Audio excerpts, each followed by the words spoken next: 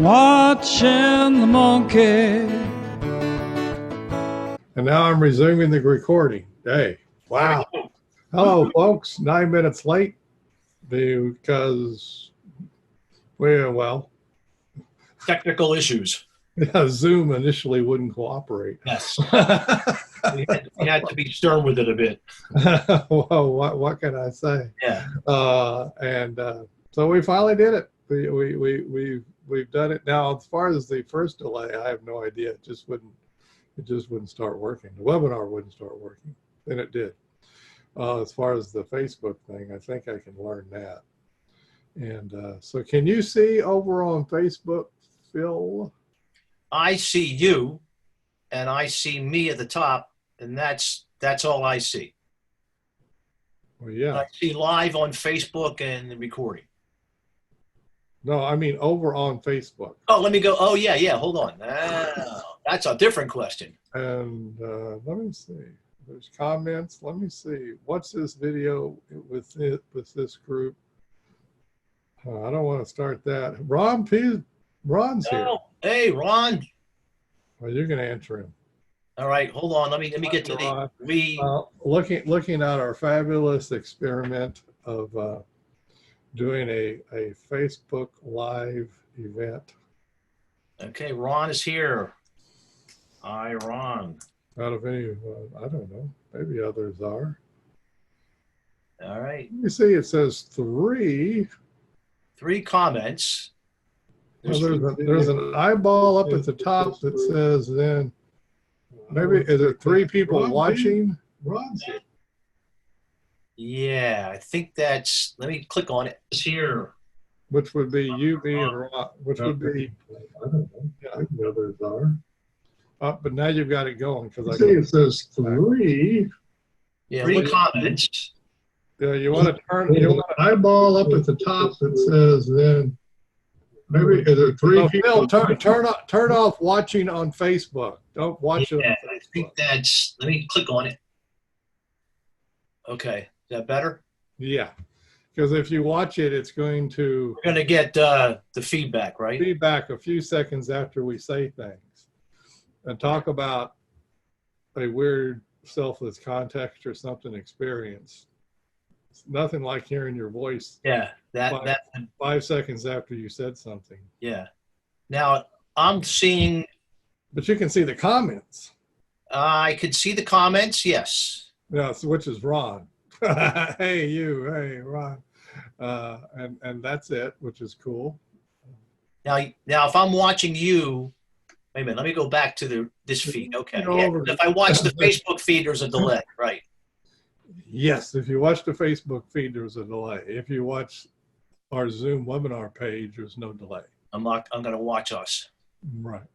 All right. But what I'm doing is I have the Facebook page up and I can see it. Yeah, I see it too. But I'm going to be looking at you. Yes. Main thing is you can see any comments that come up. Yeah, and I'm paying attention to that.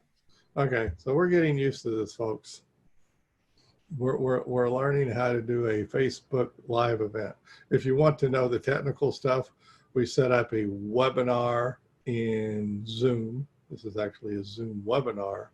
And then that allowed us to connect this up to Facebook Live. Specifically within the ACT Matrix, we effing love psychological flexibility, that group. So, yep. So now what are we going to talk about? Now that we've gone through all that technical stuff, what fun. Not right.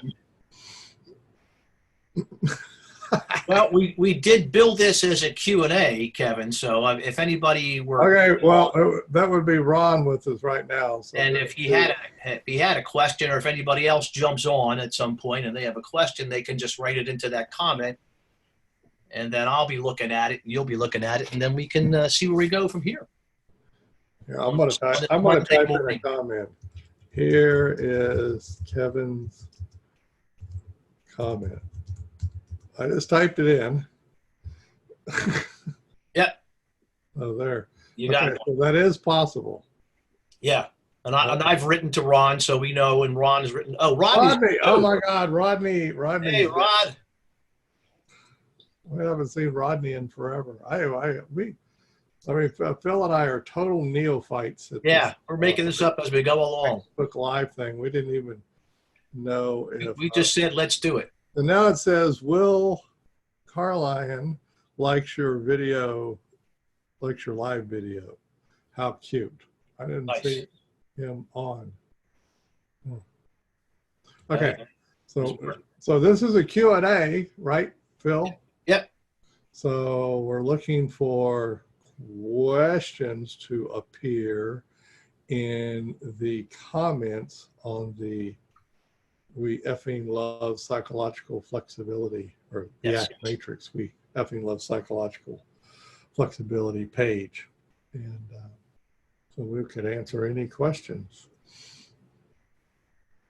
Getting the kids ready for the day, so won't be able to watch the whole thing. Yeah, it's fine. Not a problem. Yeah.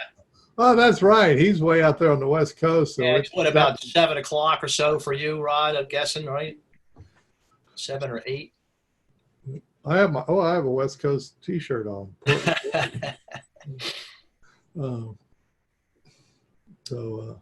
Okay. So what have we been up to? What other than this live event? What have you and I been up to? Well, we have been doing podcasts, Kevin. Maybe we might want to say. We're literally, and I'm about to put out another email. Yep. But I got to talk to Phil about how to set up the Calendly thing. Right. People can just automatically book themselves in. Yes, that's a new feature that we're going to roll out now, right? We're That gonna if roll you that are- out. So, and I'll be putting out an email to my email list, which is somewhere over 6,000 people, and we'll get some. But Fabian is scheduled. Did you see? Yes, I saw that. Got that. So Fabian, one of the co-authors of the Essential Guide to the ACT Matrix book, and he lives in Argentina, and he'll be coming on. Yeah. On December the 19th. Very nice to have him aboard. And we have some other folks lined up for the podcast. I have a guest that we've already booked, and another one or two that are going to be coming on board in December and January. So yeah. Cool. Yeah. Well, that's a biggie that we're up to right now. Well, more and more, the podcasts are cool, especially as we hear from people around the world who are using the ACT Matrix and in all kinds of settings, schools, sports teams, Businesses, all kinds of stuff, golf. golf. Right. So anyway, that's the biggie that we've been up to. Oh, and a certification course. Yes. I continue putting that, going through the certification course. For our Anybody second round of courses. Round 2, just so you know, all of round 1 is up in the course in the ACT Matrix Academy. So Yeah. you can go back and watch all of the first Yeah. lessons and Get yourself caught up and listen to that. So you can join anytime. That's the point. And we just recently did rolling admissions. We have rolling admissions. recently had somebody join. And what we've got a big push on is people to actually meet with Phil and I like this via Zoom and present the matrix to us for certification. Right. Meaning I know their way around it and can do it. What else? I've changed the name of my tennis webinar, our tennis videos, which is going to be how to get into your mind and into your tennis. Yes. So instead of out of your mind, we're going to go into your mind. Yeah. into Yeah. your tennis.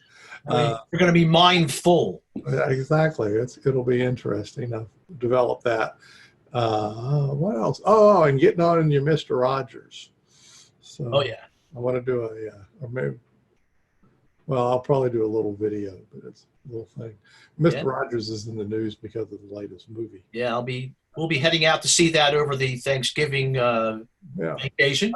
Myself as well. And so part of what they were talking about, well, I've seen some interviews with Tom Hanks regarding it. And of course, part of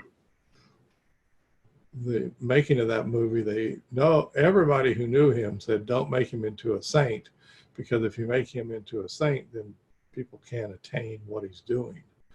And so then it becomes, well, how would you practice, or how would you do a daily practice that would be, Mr. Rogers like? Which, of course, did you hear about his 3 rules for living? Oh, go ahead. Share. Be kind. Yeah. Be kind. And be kind. Yeah, like like the real estate, right? Yeah, it's all be kind. Yes. And so, I'll put out a little video about how to practice it, Matrix-like.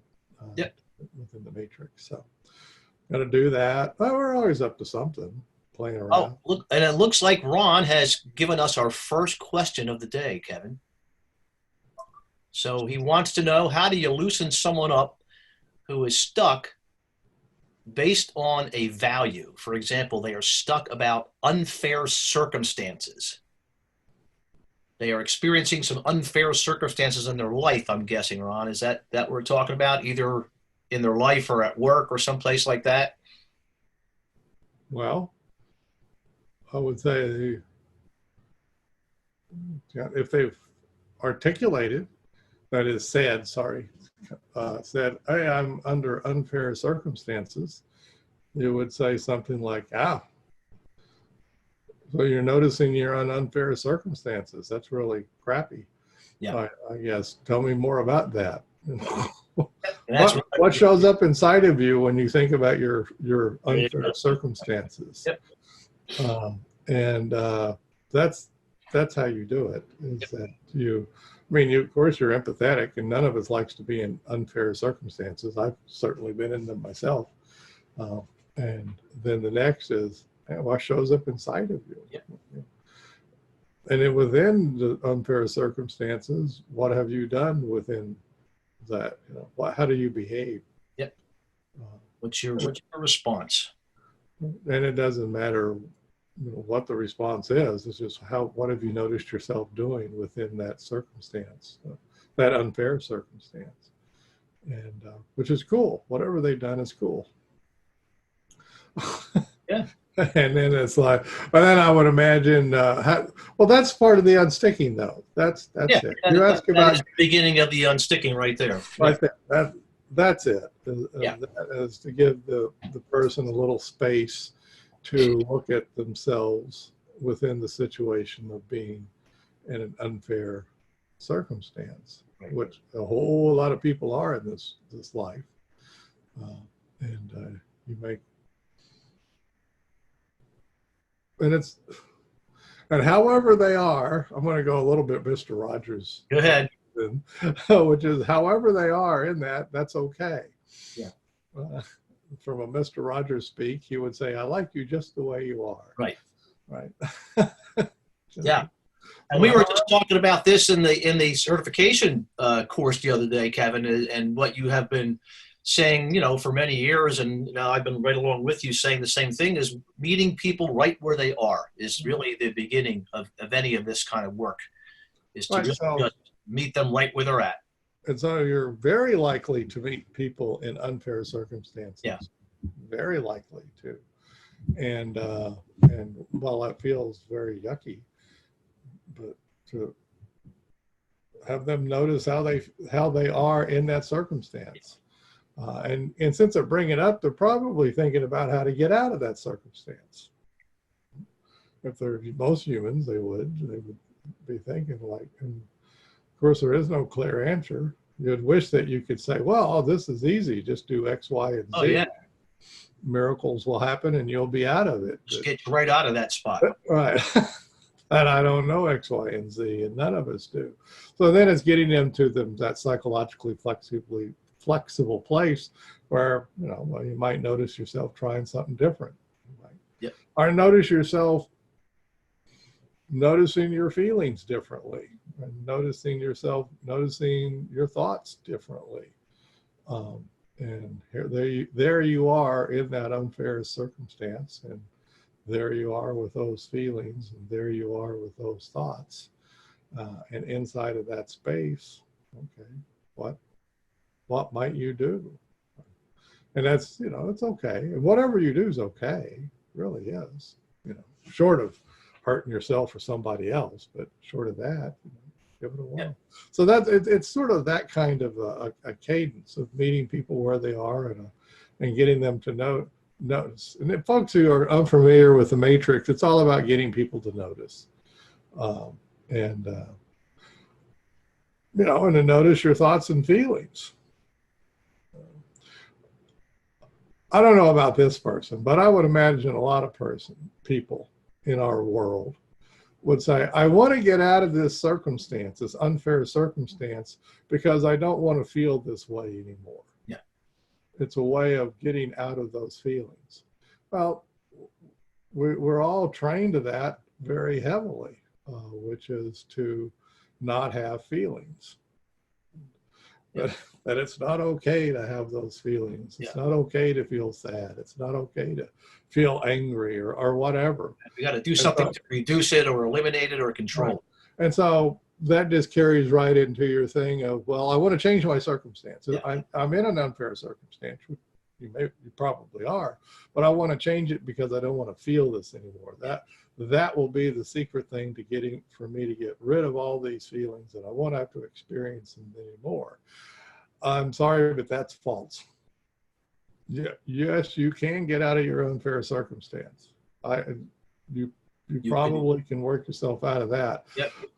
But life's going to hand you those more unfair circumstances. It's gonna, either that or it's just going to hand those feelings right back to you again in some other way. There's still, the sadness is going to show up, the anger is going to show up, the frustration is going to show up. They're just going to show up. Yeah. So the case is that, yes, by all means, if you can, work yourself out of unfair situations, yes. But don't expect that that's going to be the magic cure, so that you won't have to experience those feelings anymore. And that's not going to be it. So I said, okay, so this is an opportunity for you to notice all those feelings and how it feels in the context of this unfair circumstance. And my goodness, and it's also, I guess our society also would say a lot, Phil, yes, you're in a unfair situation. We can see that, but you need to suck it up and stop feeling that. Oh yeah. Stop feeling sad for yourself. Let's knock it off. Knock that stuff off. Don't be angry either. That's not gonna, or whatever. Or that you're weak for feeling this way, or having this thought, or our society is full of all those kinds of messages. Yeah. That and it's like, the things suck. They suck. Yep. And it's okay to notice that.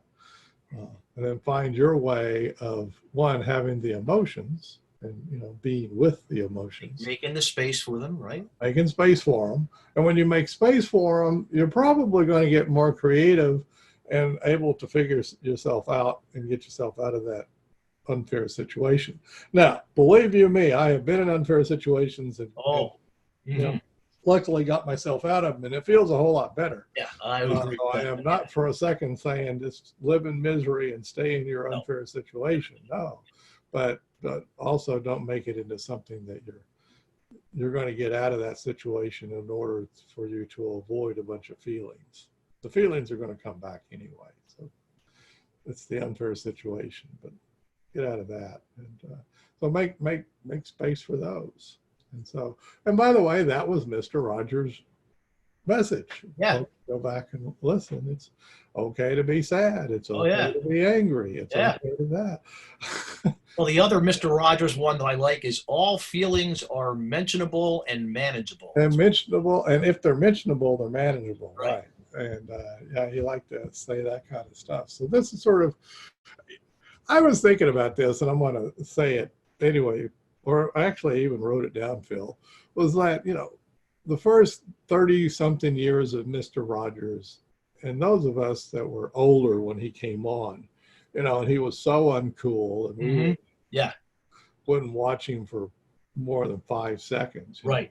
No way. With the hokey sweater and speakers, And all that stuff. singing the song. And so he goes through life and he dies in 2003. He's been so great to the kids, so great to the kids. So what's his legacy? Well, now he's taking care of the adults. Yes. In death, he's taking care of the adults. Yep. His message to the children is now starting to get out to the adults through the documentary that was put out about him, and now the movie with Tom Hanks and all kinds of other stuff. Now adults can come back and learn from it, which is basically it's okay to have those feelings. It's okay. But we have a society that says, oh my God, are you feeling sad? Quit, go buy something. That'll get rid of those sad feelings. Head off to the store. Click on Amazon. And if that's exactly what Fred Rogers was against for children. Right. Was like, stop commercializing everything. And so part of what we're doing, and part of what the ACT Matrix is doing, and I am not comparing us to the Fred Rogers, but it's also that of make space for those feelings. Because other than that, you're going to spend all the energy and sometimes a lot of money trying to not have the feelings. And that's not good time or energy or money well spent.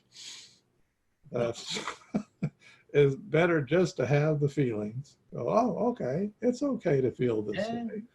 It will pass, it's okay.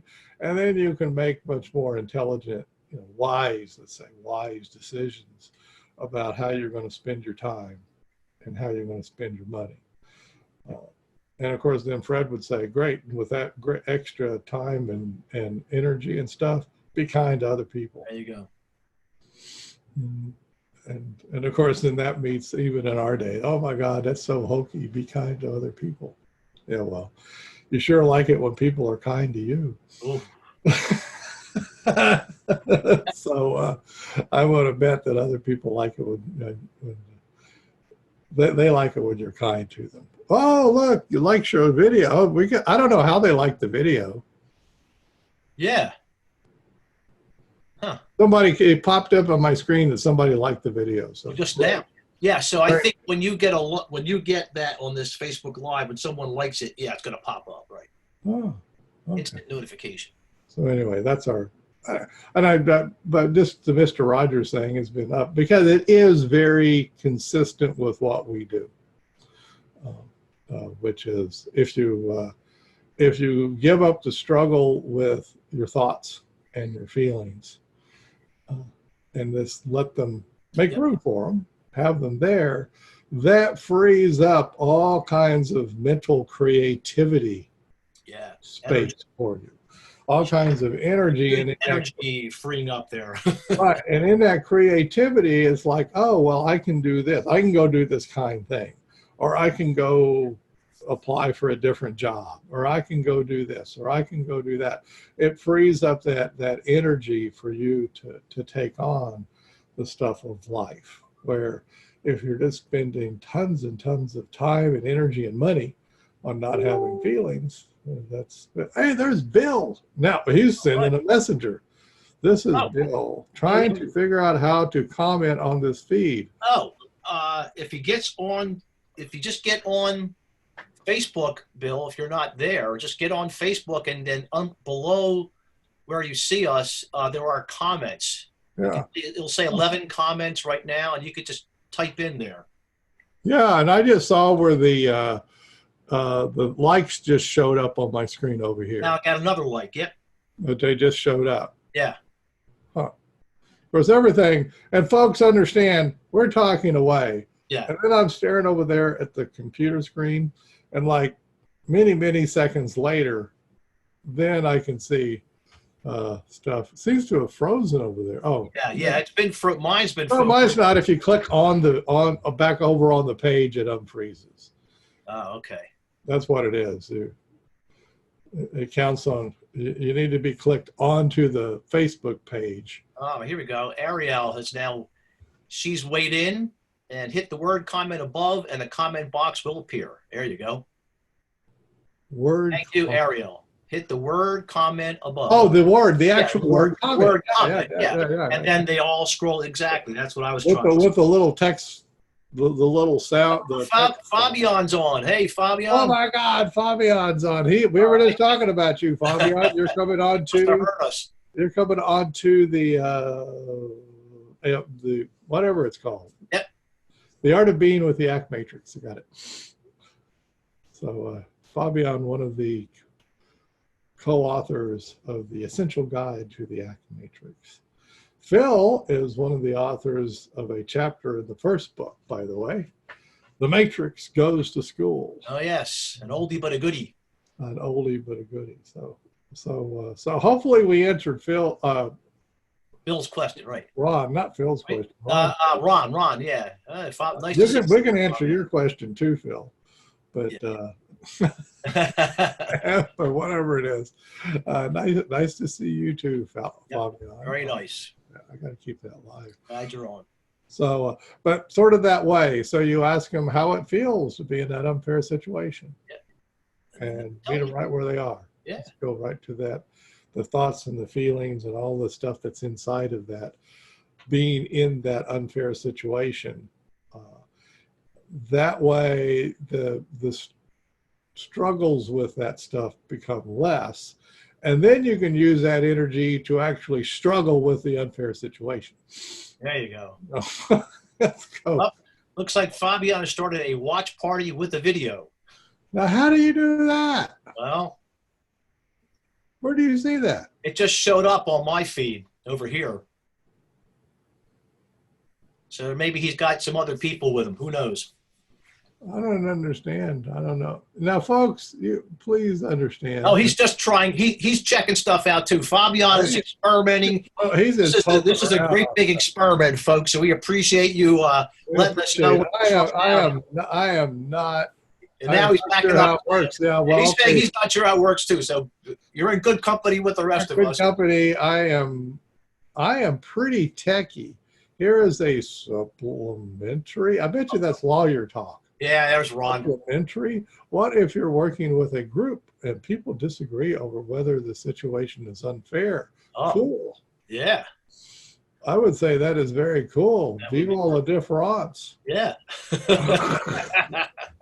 So some of you think it's unfair and others don't.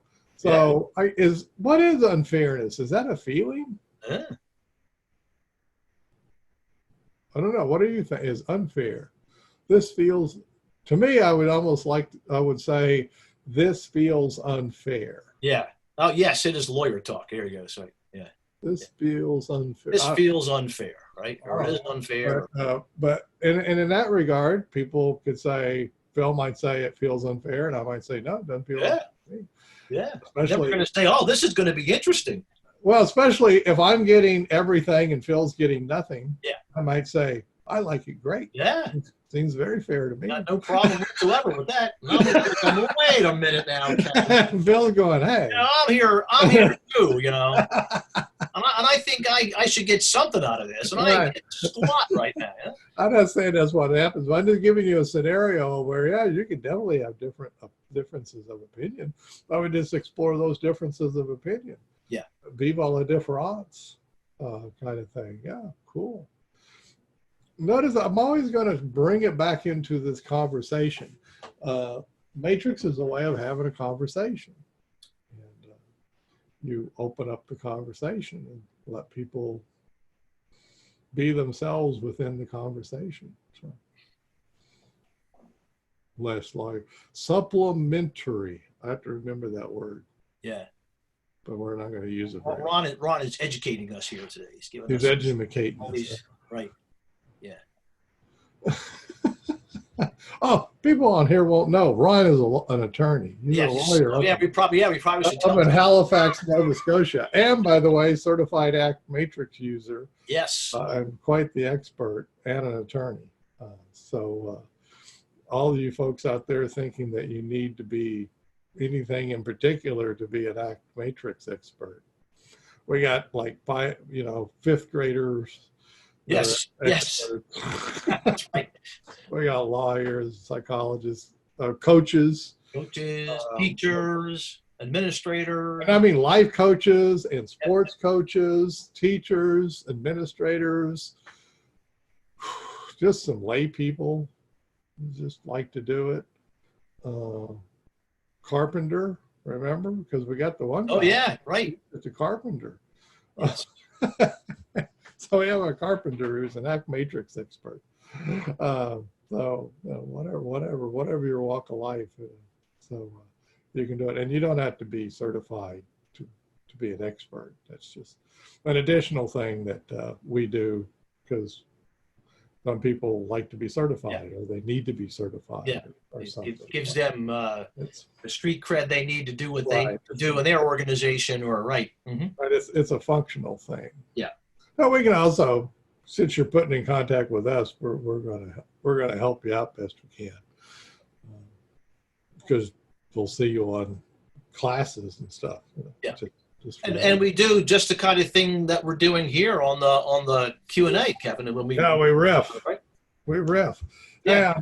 Yeah. Bill, I'm coming to you from the public library in Ducktown, Tennessee. Oh, nice.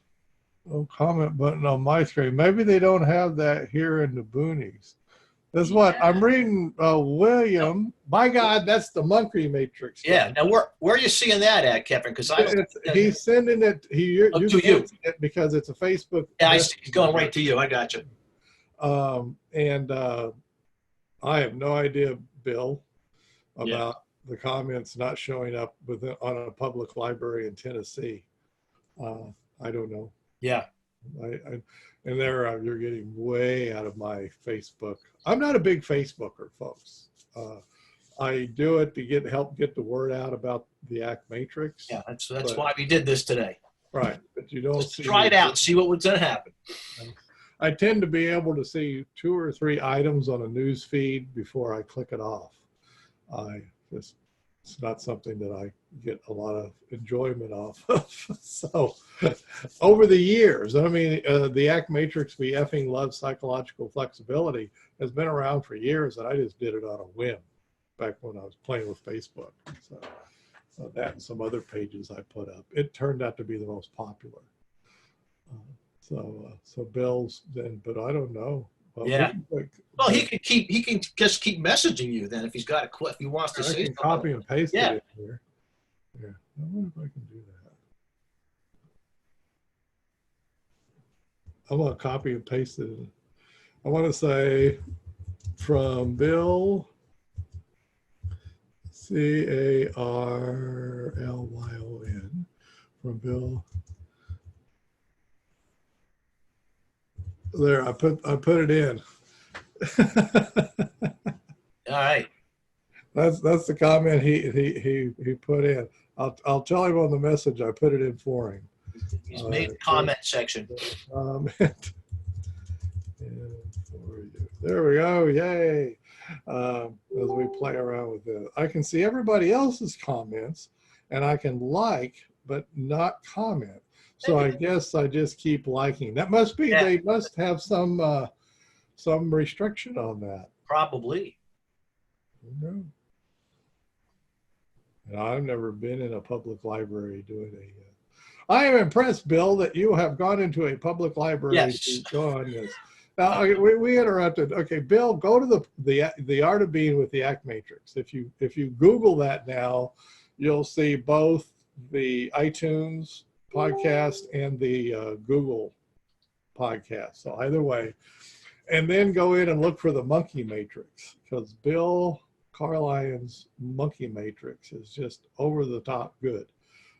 He's a school psychologist, right? A guidance counselor, maybe, something like that. School psychologist, yes. So that, okay.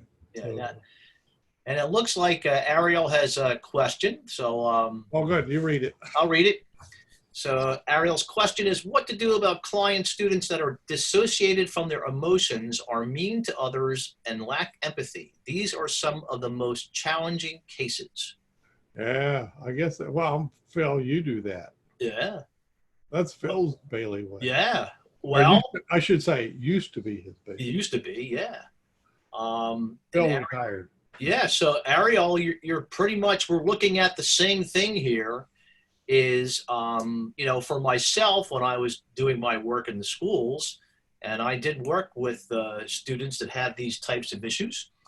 I found that getting that matrix up and showing them a little bit about it early on, they would come to my program with these kinds of issues, and the first thing that I would show them would be the point of view that we're using here today, and I would run them through really the first loop.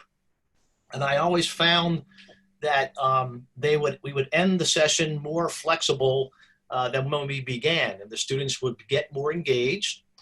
And I found most of them being able to do that. And then really the trick is then inviting them to continue to use the point of view with you over time, because just like we're talking about here, merely inviting someone in with that kind of issue is probably not going to be sufficient. So it's a matter of the process of workability is going to go on over time with these students. So over time, I have found that when you approach them from this, meeting them where they're at, even noticing things like they're disassociated or that they're being mean, allows them to create some space within themselves. Same way we're talking here with Ron's example, and lo and behold, things start to shift for them. But get them in the process. Yeah.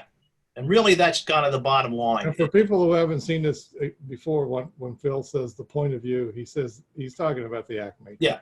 Yeah. You draw 2 lines. So I have my little cheat sheet. There it goes right there. And then in the lower right, you would start like with who's important to you. Right. And with folks, with anybody, but especially people who might be difficult, I will ask that question, who's important to you, and just engage them in a conversation about who's important to them. And I have never had a kid yet tell me who's important to them. Right. And that doesn't necessarily mean you have to get very far beyond that in the first encounter. You might just talk about who's important to them. Right. Now in the lower left, the next question comes up usually. I mean, you don't have to go that way, but usually we go to the lower left. And then that's it. Well, what kind of feelings show up inside of you that you don't want to have? They're not once, they're called. And so, sadness and anger. And you may need to prime the pump and say things like sadness and fear and anger. Right. You might say that. Right. And and then you gradually build that up so that they just know that point of view. Right. And that might take some weeks or months. Oh, it most definitely will. Right. So it's you wish you had an instant fix, but when you're shifting people's way of looking at the world, sometimes it's very rigid, and this takes a while for them to change. I'll go back again to our society sets us up for wanting the quick fix. The pill. Take this pill and you'll be all better. Say these things and you'll be great. Do this exercise today and you'll be in shape. And on part of us, we don't believe it, but then a part of us expect it. We're sort of trained to want that quick fix. And with kids like that, it's going to take a while. Yeah. Anybody like that. And I'll just jump in with a little quick, well, not so. So years ago, I had a project where we were working using the matrix in classrooms, and it's still going on, but this was in particular classrooms with students with emotional and behavioral challenges, just like you're talking. And these were younger students, and I can recall one class in particular, it was a 3rd grade class, where what we did was we had the students do their own matrix every morning. They did it on their own. And they filled out the 4 quadrants in terms of who was important to them, yucky stuff, things they did to move away, things they did to move toward.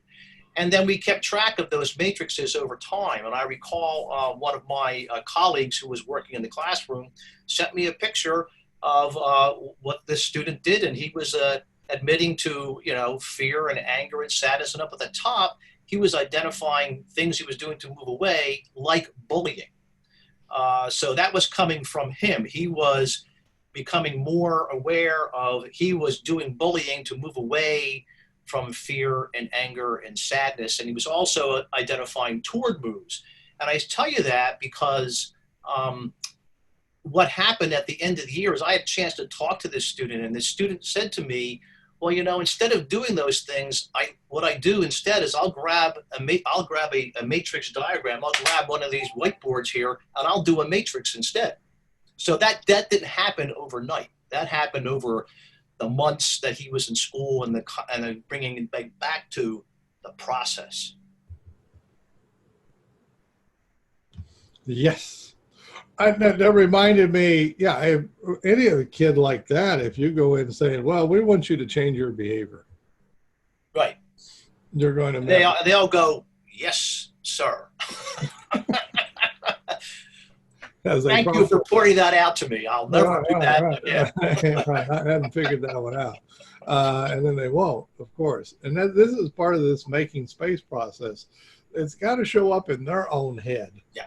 That I need to make changes to get where I want to go in life. They have to be the ones to do the noticing, not you or I. So in part of the setting, let's go, the rest of the matrix is, okay, lower right, who's important to you? Lower left, what yucky stuff shows up that you don't want, you know, fear, like upper left, what do you do to move away from it? Well, bullying is one of those things, you know. I bully, I feel more safe and this kind of stuff. And then the upper right is, you know, what can I do to move toward who and what's important to me? And in general, that whole picture, there's a big circle around the matrix that you then say, well, is it working to get you toward the life that you want?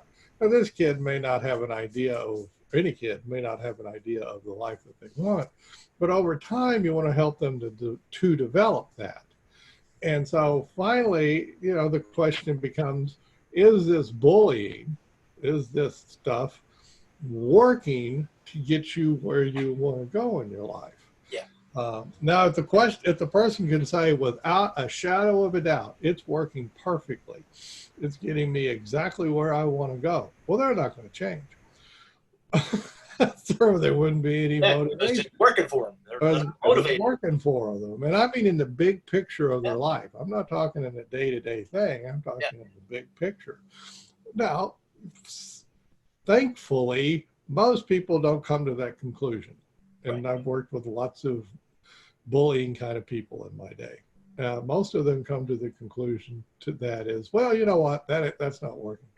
That's not what I want my life to stand for. That's not how I want things to turn out. I need to change what I'm doing. Right. But they have said that. Right. That's when the change occurs. Other than that, I always retell that classic psychologist joke, which is, how many psychologists does it take to change a light bulb? And the answer is just one, but the light bulb really wants to have highly motivated. Right. And they got to be motivated to change. Well, it's not just a joke, it's a truism. We don't change unless we're motivated to change. Well, this is setting up the context. It said tilling the soil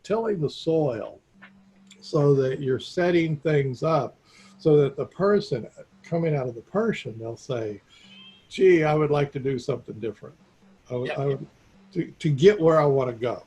Now, they may not know where they want to go. Right. That's okay. We'll have a conversation about that. Yep. And then that conversation might last a month or two, right, Phil? Oh, yeah, because for that student to be able to make the move eventually, part of the process for that student, back to the process, is they notice that urge to bully show up in them, and then they do something different when that urge shows up.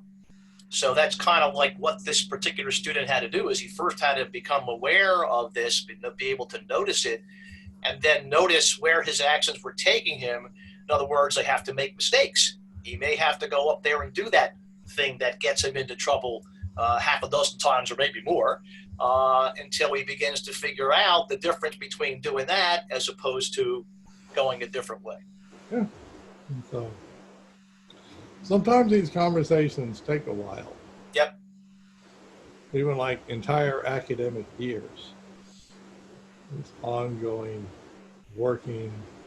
And where do you want to go, and how is it It would be like, Mr. Rogers. And he says, be kind.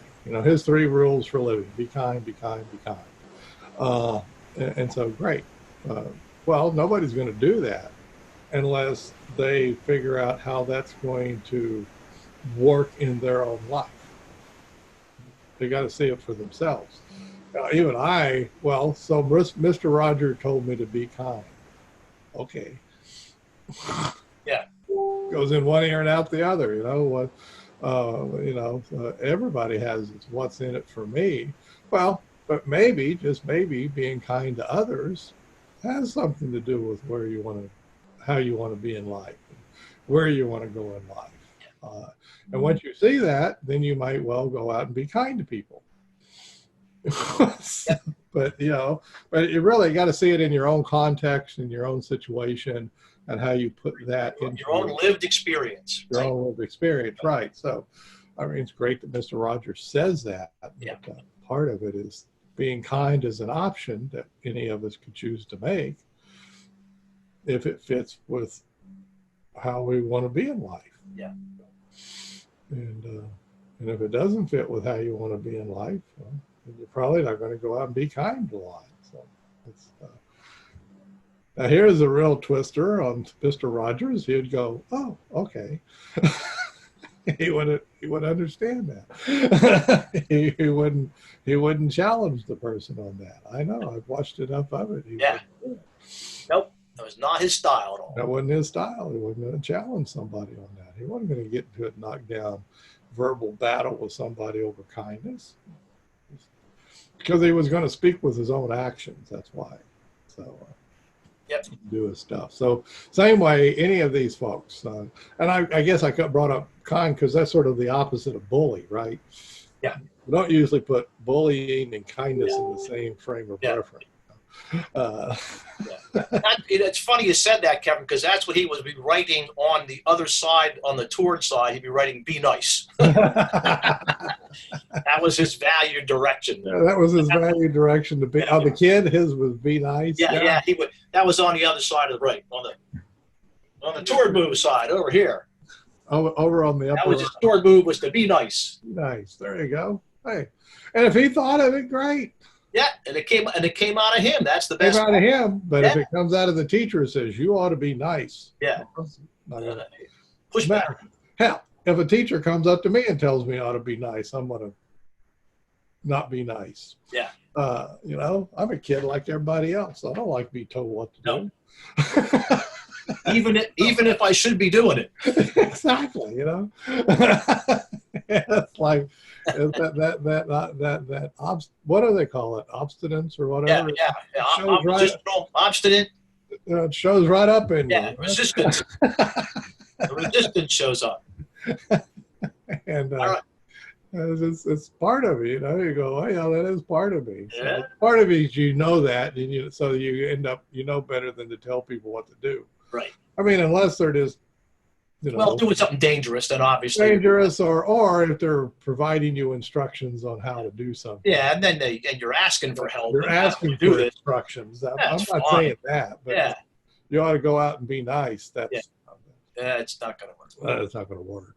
So anyway, we go on. So I got another one from Marika, I think it is, and her question is: how would you suggest to adjust work with the matrix when mild neurocognitive rigidity from MCI, TBI in the way of developing psychological flexibility? So that's tougher. That is a hard one. That's tougher. I mean, you just keep doing it, and you hope for the best. I have worked with people with mild, TBI, traumatic brain incident, MCI. What is MCI? Mild. I'm thinking moderate cognitive impairment, probably something like that. Maybe something like that. I've worked with people who, in the old days, would have been the label would have been mild retardation or something. You know what I mean? Right. And I've seen it where they just got it like crazy and just took off with it. And I've seen the same that didn't. It just didn't quite get it. Same with people who have had strokes. I've seen them pick it up and just use it like crazy and just take off with it. And I've seen them just struggle and not be able to get it. Just try and see what happens. Yeah. But I will tell you, there are some cognitive things that will get in the way of this. Yeah. There's no doubt about it. It's not for everybody, and anything that starts mucking with language, because the matrix is mucking around with your relationship with language. Right.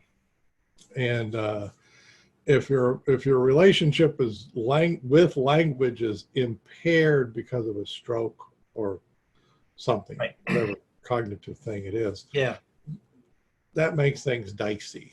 Yes, it does. Yeah, it does. But that doesn't mean don't try it. But No. it also can mean don't. If it's frustrating somebody, don't keep showing it to them and frustrate them. That wouldn't be nice. Try. Maybe they only need one line. Just do one line. Yeah. What are the Well, other? so I'll jump in because she's also added, Kevin, about she said mild cognitive impairment, not dementia or autism. So a couple of things here. I have worked with quite a few MCI students, former school psychologists, work with special education populations. And I will tell you that, and with no language impairment, that they do get it. And it's a matter of, you don't have to simplify it too much because you just got two crossed lines to begin with. Outside, inside, they get toward and away. It's a matter, again, of repetition over time. I have found that physicalizing things works very nicely for students like that. Had them do a toward move, had them do an away move, had them point to where yucky stuff shows up inside of them. And I have found that they take to it actually pretty well. Not all of them, because you're not going to hit a home run all the time, but the majority of students that I taught this with, and I had my teachers teach us with, they were able to use the matrix in a kind of fundamental way to get a better handle on things. I'm also thinking, Kevin, that our colleague Elena has been doing this for a long time, and if you want to go back and listen to one of her podcasts where she uses it with kids on the spectrum, and that's her Ballywick, and that's her neck of the woods. Elena Zaklis is a good contact for that kind of stuff too, Marika. So it's a matter of just doing it. You got to get on the bike and you have to ride it a bit. I'm going to insert Bill William Carline. He's the Monkey Matrix guy. Yeah. He just said, I have used my stuff with adults and he's a BCBA, by the way. There you go. With mild cognitive, that's a board certified behavior analyst, with mild cognitive disability with some success. So he's chiming in and saying he too has had some success. Yeah, ADHD, yep. Yeah, and I'll write her name down. Okay, let me see if I can get her name in here. She wants the name. Elena, Elena, Zaklis, Zaklas. I'm writing it down right now, and I'm going to put her in. And look back in the early podcast. Yeah. With Elena Zaklis, she will be there, and she's sort of BCBA and certified matrix person. Welcome, Marika. Yes. Nice person. And all ADD, ADHD, that worked with a ton of them over the years too. She does it day in and day out. So she's quite the expert in that area. Oh, and the man, please. Oh, could you put Bill's name in there too, Kevin? Because asking about Bill. Oh, yeah, the Monkey Matrix guy. Yeah. You got to get Bill in there. Well, we'll put him William. We'll give him his official name. Yep. William, Carlyo. Yeah, Carline. There we go.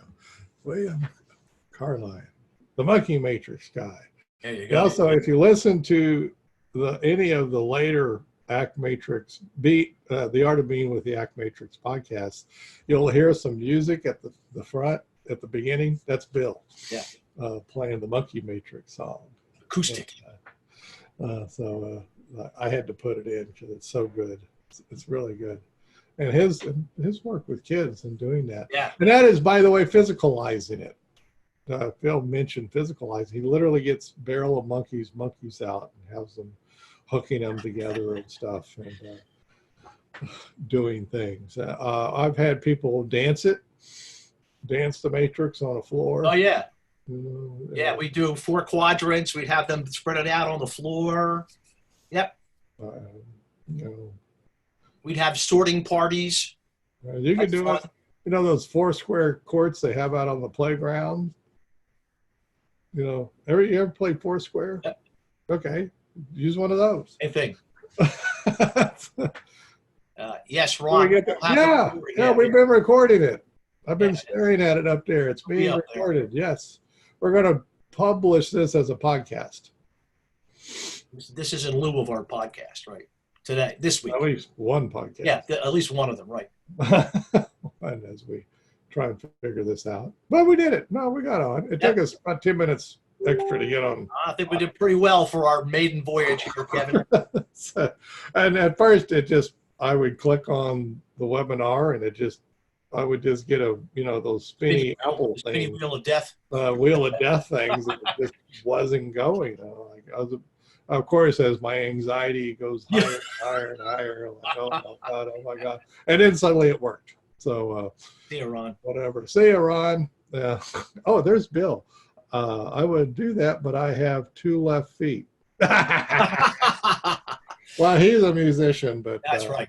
But now we can. I mean, well, it is sort of part of doing this, folks. This ACT matrix work that we do is realizing the sky's the limit. Just play with it. You know? Get on the bike and ride. But so much of it is about letting people make space for thoughts and feelings and stuff, and having a conversation about them, so that they go, oh, you mean, and I've literally had people say this, you mean that it's okay for me to have those thoughts and feelings? Well, I'm not saying it, I'm not giving you permission, but yeah, sure. I mean, if You got 'em. They're there. Really? I don't have to fight against them.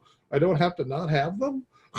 Like, well, I don't think there's any law for that. No, you don't have to have them. I go, wow, isn't that cool? They go on about life. That's it. You can waste so much energy trying to fight off thoughts and feelings. And so the matrix is about starting a conversation that eventually leads to them just being able to have those things, not engage in the fight against them. And that fight against them can so often end up in behaviors that really don't work for a living, like bullying and stuff like that. Now bullying, it might work for being an executive or something. Well, yeah, it might have some folks out there I'm on the not road. saying there's not, very wealthy people and stuff that are not bulliers. Of course there are.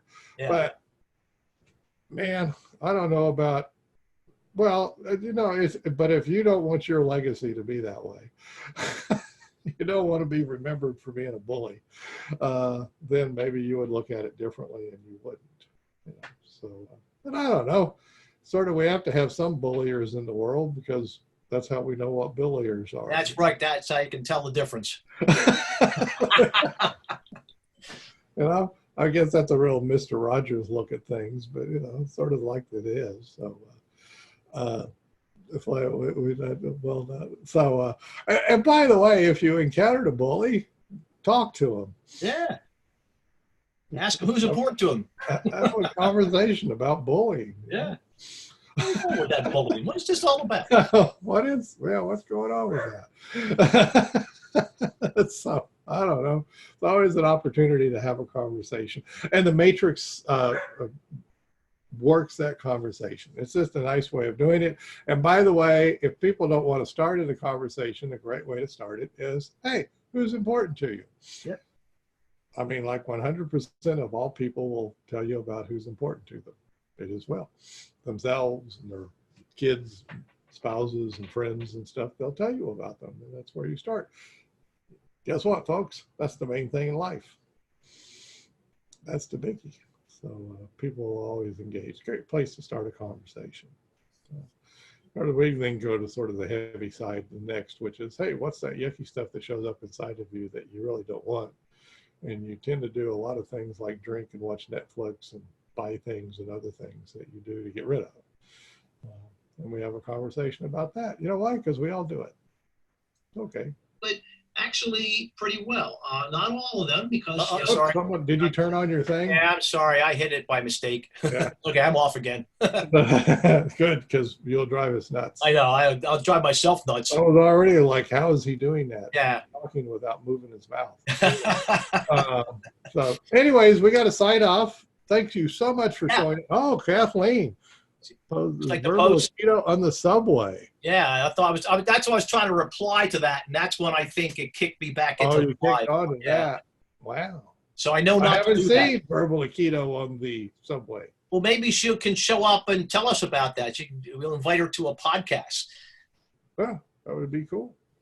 I like the New York City subway. That's fun. Interesting place. Oh, there's always something to be seen there. Yeah.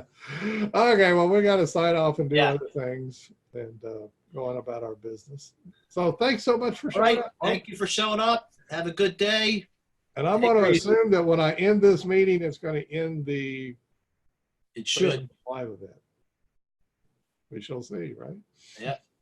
Bye-bye. Bye.